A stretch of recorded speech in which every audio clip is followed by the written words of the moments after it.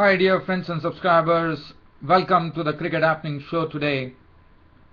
This on Tuesday, 2nd of October 2013. Well, in this part of the cricket show, definitely the focus is on the Champions League 2013. I would like to start off with a very good news that Mumbai Indians and Perth Scorchers, the first game which happened today, what Mumbai did, Mumbai Indians had to it was a must-win match for them. Not only that, they had to score whatever the target that Perth Scorchers had. They had to score that in 14.2 overs, not only to win it, but to push, because it would have come to a net run rate with Otago Volts also breathing there.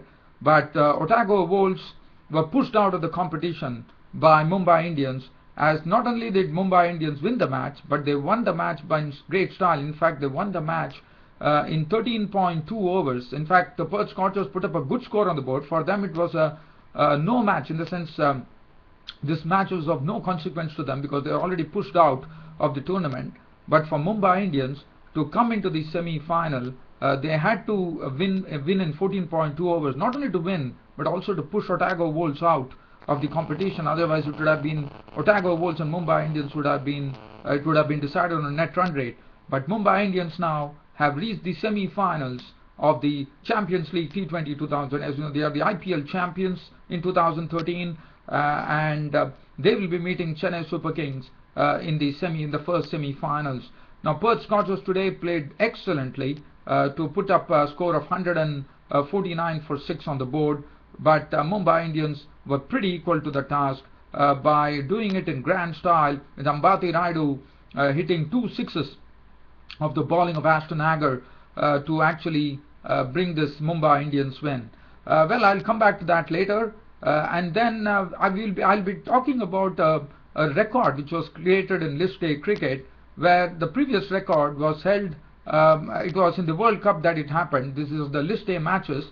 And in the World Cup, one would remember in 2007, there was a Netherlands leg spinner by the name Don van Bungie, who was hit for 6 sixes by Herschel Gibbs of South Africa in the 2001 World Cup. And the other thing that happened was, this happened in the Dhaka Premier division, where Naeem Islam, the Bangladeshi batsman, had hit 6 sixes of a spinner, of an off-spinner, Marshall Ayub.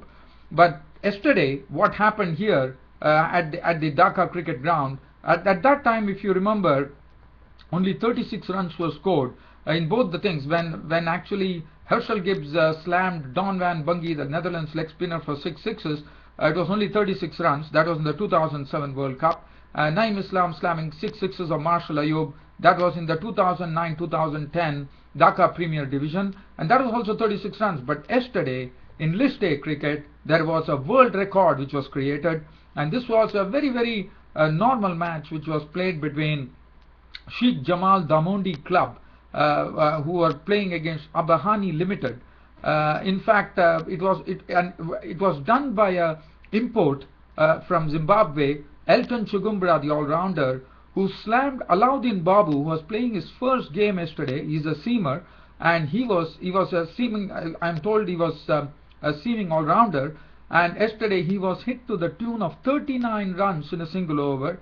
Yes, it was a different case scenario where he had to bowl 8 balls because he bowled 2 wides in that over. And Elton Chigumbura actually hit him for 6 sixes, but in the process, not 6 sixes. In fact, he hurt 39 runs. So this becomes the costliest over in list A cricket. As I said, became a world record when Alauddin Babu was hit for 39 runs. The previous record was 36 runs in an over, and now the world record stands in the name of Elton Chigumbura, who hit 39 runs of a single over from Alauddin Babu, and he was absolutely slammed. Elton Chigumbura went after the Sheikh Jamal.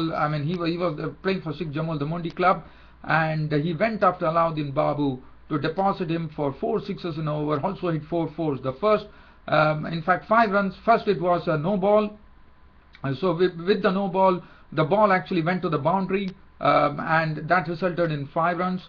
After that, there was a wide ball which was bowled by Alauddin Babu, and then Alauddin Babu bowled another ball which was hit for 6 by Chigumbura, and then there was a boundary of the next delivery. The third delivery is hit for another 6, another 4 from Chigumbura of the next, another 6 of the fifth delivery, and then one more wide from Alauddin Babu enabled Chigumbura to go to the world record when Chigumbura actually slammed the extra delivery that was bowled by Alauddin Babu over the wickets for a 6, and 39 runs were leaked by Alauddin Babu, and now this became a world record where 39 runs has been scored. Were scored in a single over. So that is the world record that was created by Elton Chigumbura yesterday.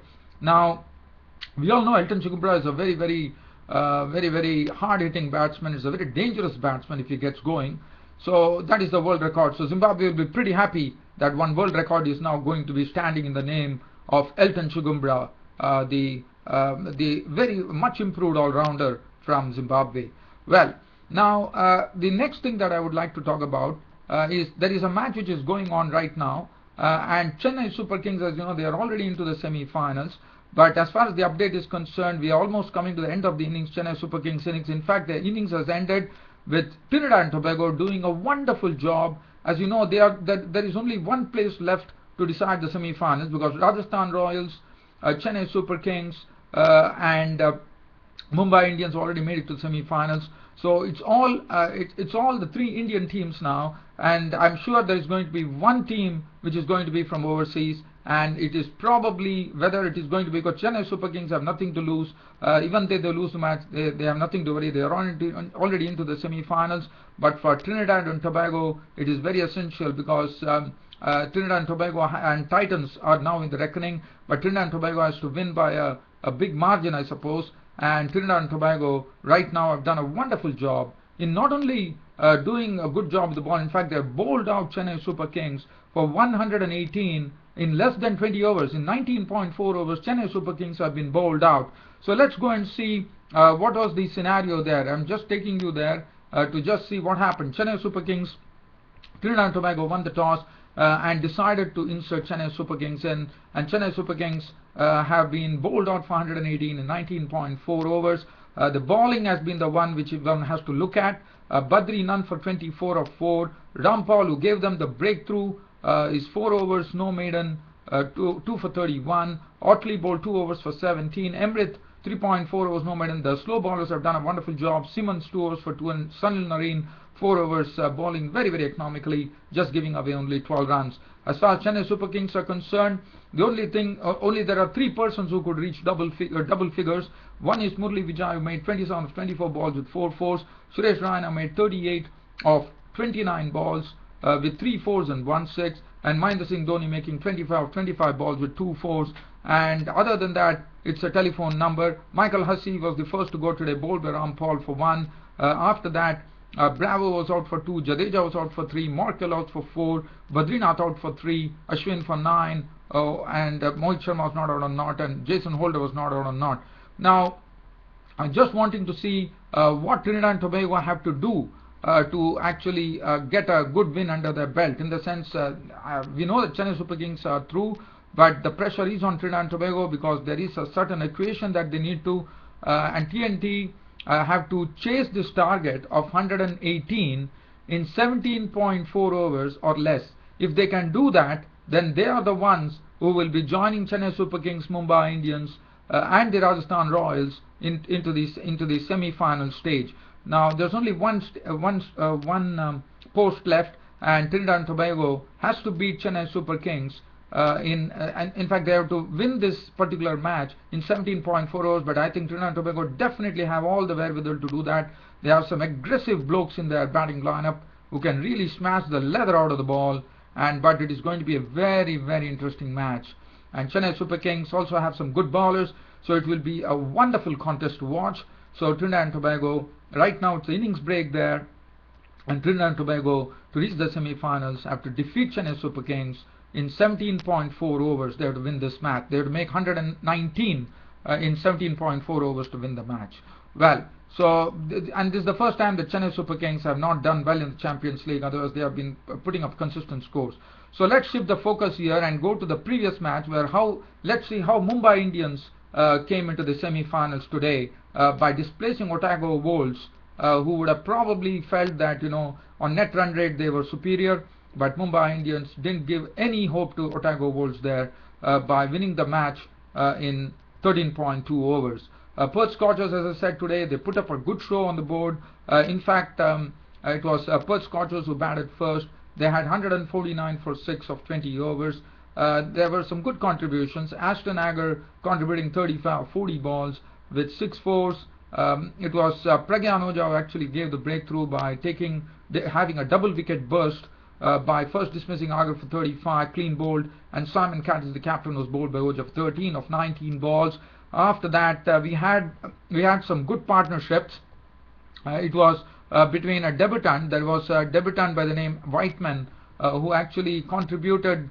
In fact, on his debut match, he got a maiden 50. He was not out 51 of 32 balls with 6 fours and 2 sixes, played very aggressively. Got support from Cartwright in a good partnership, who made 28 of 20 balls with 4 fours. Other than that, there was not much to talk about. Turner was out for a duck. North was out for 3. This was Nathan Coulter-Nile, who came after that partnership between Cartwright and Whiteman was broken. When Cartwright was out, he came in and he didn't give Perth Scorchers any hope to really go on a big score, because at that stage when Cartwright was out, the score was 114 for 3. But after that, Whiteman was the one who was slamming the balls, but he couldn't get much support from any of them. Marcus North was out for 3. Triffitt was out for 1. Bendorf was not out on 1. 149 for 6 of 20 overs was what Perth Scorchers finished with. Harbhajan Singh none for 31. Nathan Coulter-Nile bowled excellently, 4 overs no maiden, 3 for 19. Rishi Dhawan 1 for 30. Pollard none for 26. Maxwell 2 overs for 14. 2 overs 2 for 17 for Pragyan Ojha, who actually gave that double wicket burst as a breakthrough. As far as Mumbai Indians were concerned, yesterday Simon Catters had actually made a comment that probably somebody has to do Ed Hollis, who did it to Bradman in his last test. And Tendulkar today, even though I wouldn't say it was a Brad Hollis thing, but the left arm pace bowler Bendorf actually took his wicket. Tendulkar's first ball, he didn't get any run. The second delivery, on the second over, the last delivery, Bendorf struck us. Tendulkar tried to turn a ball off his pads at backward point, and Whiteman held the catch, and Tendulkar was out walking for a blob. After that, Glenn Maxwell contributed only 10 runs, so he was also claimed by Bendorf as he took his wicket. He was gone for 10 of 7 balls with 2 fours. And after that, Dwayne Smith decided that the only way that you could deal with this attack is to, because it was a slow pitch, considering the fact, but Dwayne Smith decided that attack is the one that he's going to opt for, and he started slamming 6s and 4s at will. He started unwinding by pulling anything which was short. He was hitting those, as you know, he plays straight down the ground very well. Dwayne Smith hit some big 6s, and he got wonderful support from Rohit Sharma, who also really added to the fun there, and also added to the party, because it was very essential that they need to go like a train, because they had to get the target in 14.2 overs to displace Otago Volts, and that's what they precisely did. Rohit Sharma also joined in the party by slamming some big 6s, and Joel Paris was taken to the cleaners by both Dwayne Smith and Rohit Sharma, the left arm pace bowler, and it was a very good partnership. It was a very aggressive partnership. And Smith, after contributing on a hard hit 48 of 25 balls with 5 fours and 3 sixes, departed. Then the spinners were into the equation, and Rohit Sharma and Kieron Pollard now started going after Hogg and Ashton Agar, and Rohit Sharma kept on doing that, but Kieron Pollard lost his wicket as he was bowled by Hogg for 23 of 18 balls with 2 fours and 1 6. And then Rohit Sharma was there at the crease, so that was a good thing for Mumbai Indians. But Ambati Rayudu came in and in no time finished the match by depositing Ashton Agar for 2 beautiful 6s. In fact, the second over, only 2 balls were required of Ashton Agar, and in fact Ambati Rayudu hitting the ball clean as a whistle, actually hit 2 straight 6s of the bowling of Ashton Agar, the left arm spinner, to finish off the match in grand style and take Mumbai to the semi-finals of the Champions League T20 2013.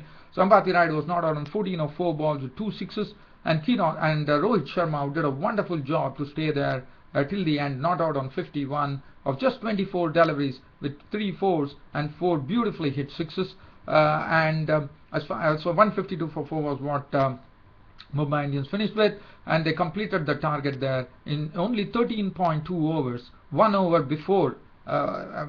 With one, actually they had to do it in 14.2 overs, but they did it in 13.2 overs. So that was great show from Mumbai Indians. Rohit Sharma got the player of the match. Michael Beer, 4 overs, no maiden, none for 34. Bendoff, 2 for 31. Paris, 2 overs, none for 36, taken to the cleaners. Hawk, 3 overs, 2 for 26. And Ashton Agar, 1.2 overs, no maiden, none for 23. And as I said, Mumbai Indians getting on to the semi-finals. Now it's all, the onus is on Trinidad and Tobago to go into the semi-finals. But if they can reach the target of 119 that has been set up by CSK in 17.2 overs, or 4 overs I suppose, they will be, they have to chase down the target in 17.4 overs. If they do that, they will be the team, the 4th team to get into the semi-finals. So good luck to Trinidad and Tobago. Well, that's it from me, and I'm fancying that Trinidad and Tobago can do it, because the reason being they have some aggressive batsmen in their fold. Lewis, Nicholas Puran has not really shown his mettle in this particular Champions League T20 2013.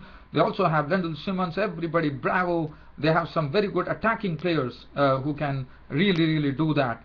Well, that's it from me, your host Ram, for the cricket show for today. And we hope we have a wonderful game of cricket. And as I said, wish Trinidad and Tobago the best of luck to get into the semi-finals. That's it from me, your host Ram, for the cricket show for today. See you all tomorrow. Until then, it's goodbye. Thank you.